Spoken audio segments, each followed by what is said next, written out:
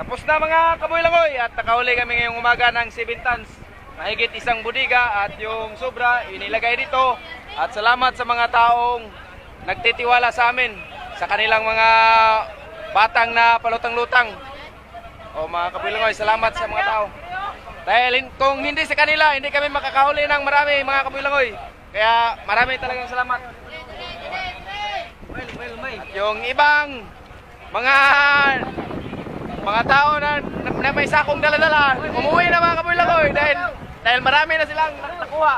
Oh, at meron pang isang tagahinatuan mga kabuilangoy. Oh. Okay ko guys. Tagahinatuan. Oh. Ayos na. Tra. Yan, ano to, may-ari ng lambat na palutang-lutang mga kabuilangoy. Meron pa silang sobra.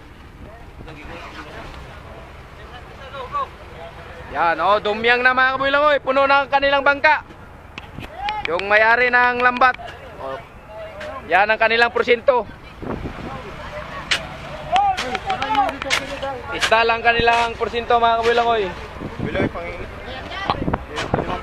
Kung bago lang kayo sa aking channel, like and subscribe mga kabuilangoy.